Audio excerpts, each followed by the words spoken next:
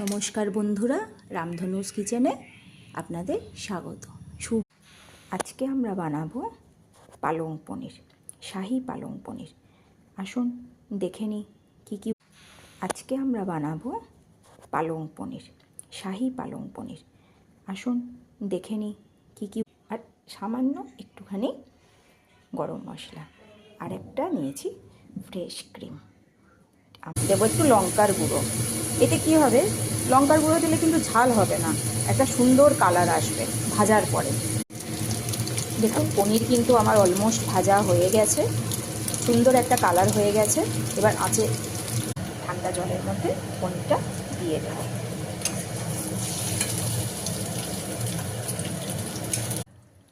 সুন্দর হয়ে গেছে, দেখছেন? ভাজার সময় যে শক্ত হয়ে যায় সেটা কিন্তু একদম ঠান্ডা জলে, দেখুন জল কিন্তু কড়ার জল কিন্তু ফুটে গেছে। আমি এবার পালংগুলো এর মধ্যে ধীরে ধীরে দিয়ে দেবো। এটা কিন্তু বেশি সিদ্ধ করলে পালংয়ের টেস্ট কিন্তু নষ্ট হয়ে যাবে। পালংয়ের কিন্তু একটা কালার চেঞ্জ হয়ে গেছে। এবার পালংটাকে আমি তুলে নেব এইভাবে, জল ঝেড়ে ঝেড়ে তুলে।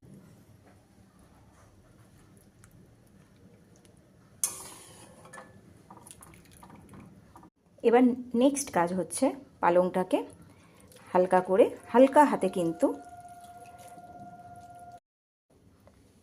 একটা কাঁচা লঙ্কা দেব। আর একটা জিনিস দেব যেটা অনেকেই দেয় না, পনিরের একটা গ্রেভি ফ্লেভার থাকবে পালংয়ের মধ্যে। গোটা পনির তো পেঁয়াজটা কিন্তু ভাজা হয়ে এসেছে। এবার এর মধ্যে আমি পেস্ট করে রাখা পালংটা দিয়ে দেবো।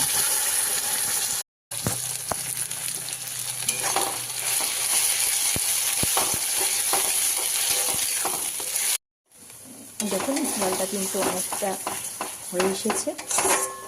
এবার এর মধ্যে মশলাগুলো দিয়ে দেব। মতো চিনি,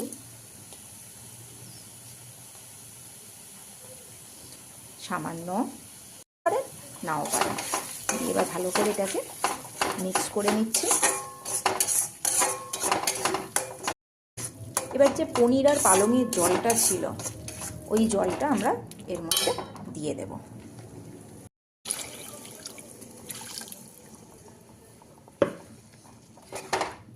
এবার একটু ফুটতে দেব। দেখুন পালংয়ের গ্রেভি পুরোপুরিভাবে শুকনো হয়ে গেছে, গায়ে গায়ে। দেখুন এটাকে মোটামুটি কড়া থেকে নামিয়ে নিয়েছি। এবারে এর উপরে ফ্রেশ ক্রিম, বেশ রেস্টুরেন্ট একটা ফ্লেভার হয়ে যায়।